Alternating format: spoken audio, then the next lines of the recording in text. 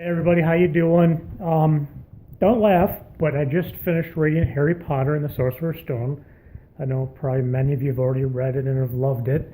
Perhaps you've seen the movies, but first time going through the book for me, and I got to say it was a pleasant read. Certainly is written to a younger age level, but I felt the book worked on a lot of different levels. I liked the story of Harry Potter and how he came from this tragic background, and he was sort of forced into this house. I think it's his in-laws. I'm not too sure. I didn't quite get that. At least I don't remember that part. And they didn't really accept him. They gave him a hard time and didn't really treat him all that well. But they did give him a roof over his head and gave him food to eat. So they weren't the worst parents in the world. I mean, they didn't beat him. They certainly didn't physically abuse him to the extent of where they were hitting him and beating him. Though they withheld a lot of love, they withheld a lot of grace that they could have given him. However, I wondered why she started the book there, and I think it's to really show the tragic nature this life can have at times, and how it's important to remember that there are kids out there without parents, and how they need to have loving people in their lives.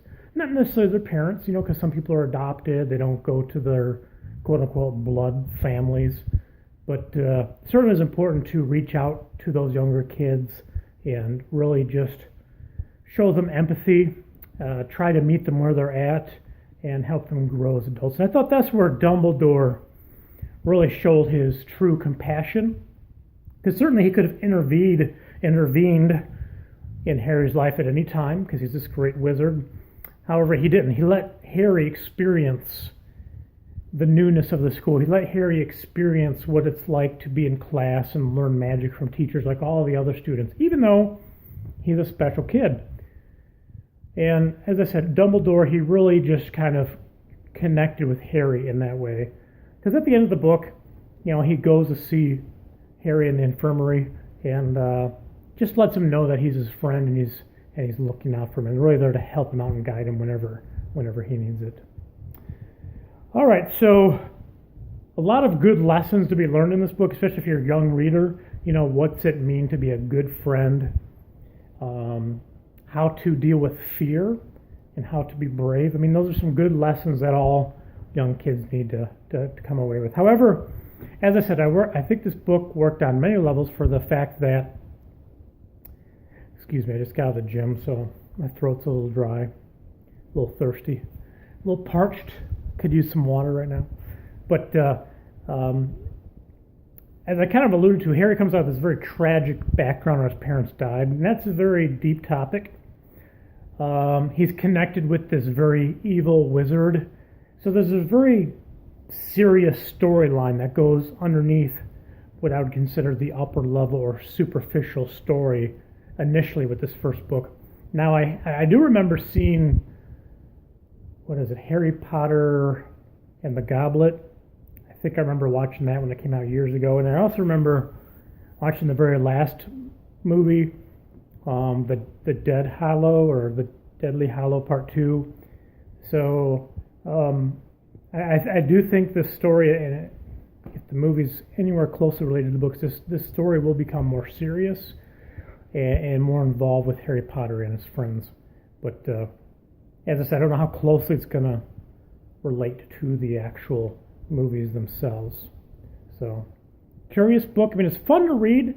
There's this owl mail system. You got the friendly giant, Haggard. You got a dragon. There is the three-headed dog, which is pretty cool, guarding the trapdoor, whatever it is. And you've got, of course, the wise old wizard. You have Ron. Seems like that's Harry's closest friend at this point in the book. He's kind of an average kind of guy. Wants to stand out for himself from his brothers, so he has his own motivations for doing things. And Aramon, I'm not too sure how to pronounce her name, but she becomes a good friend of them. And I like that part where they just defeat the troll, and J.K. Rowling, she says something to the effect in her book that when you go through events like this, when you defeat a troll, it's impossible not to become friends with those you go through it through. So it shows you the importance that experiences have on our lives, how we are connected with other people through our own experiences, but those experiences that are shared with those other people. Pretty easy to miss at times in life, but at the same time, when you think about it, those are the ways that we become most closely tied with those around us. You can make you make friends of your enemies just simply by going through experiences together, and you learn and share about one another. And there's movies and TV shows all the time that explore that issue, but I thought it was pretty witty the way that J.K. Rowling added that into her book. So, real good. Would like to read more of J.K. Rowling and more of this series. And as I said, I think it is written to a younger age level, but adults can certainly get into it. It certainly has this deep undercurrent of a strong storyline, which I hope develops a little bit more as the books go along. All right, so Harry Potter, Sorcerer's Stone, A+ book, fun to read. It took me like 2 days. I just flew through it. It was a fun read, and lots of cool, neat stuff that she has her own spin on. Certainly we've seen wise wizards before, we've seen magic done before, but she makes it fun, and that's the entertaining part of books. That's why we read to a certain extent, is to be entertained. Not only to be informed, but also to be entertained. And as I said, J.K. Rowling is very successful at that. So hope you read it. If you have read it, give me your thoughts. I'm curious about that. If you thought it was a good book, is it a bad book? If you thought the book should have been longer. But anyway, take care. Bye.